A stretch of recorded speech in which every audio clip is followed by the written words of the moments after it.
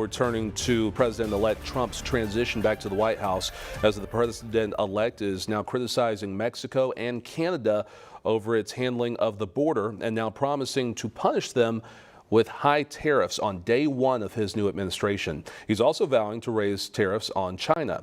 ABC's Terry Moran tells us how those countries are now responding.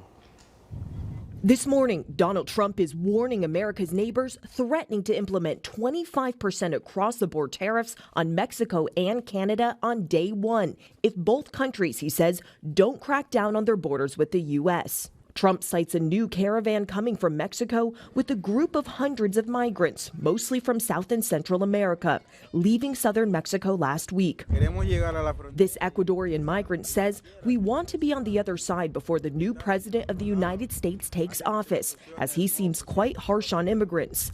The president-elect blames Mexico and Canada, saying his tariffs will remain in effect until such times as drugs, in particular fentanyl, and all illegal aliens stop this invasion of our country. Mexico in particular is America's largest trading partner, with the U.S. buying near $500 billion of Mexican goods like computers, cars, and electrical equipment. Tariffs could greatly impact U.S. industries, with some experts warning that Americans could face higher prices on gas, cars, and food, just as inflation has been receding. Mexican authorities have broken up past caravans, with many more disbanding on their own. But Trump's incoming border czar, Tom Homan, is now warning those migrants they will soon face harsher policies like family separation. We got to enforce immigration law, or we're never going to fix the border, and it leads to a big national security vulnerability to this nation. Later today, Homan will meet with Texas's Republican Governor Greg Abbott as he prepares for his sweeping crackdown.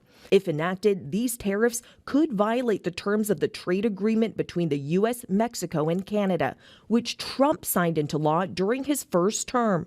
Trump also accused China of sending drugs pouring into our country, threatening an additional 10% tariff on all Chinese products, too.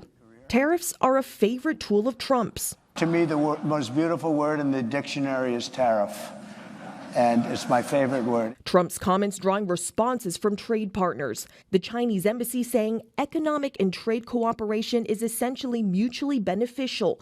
No one will win in a trade war or a tariff war. And Canada responding, saying they'll continue to discuss these issues with the incoming administration.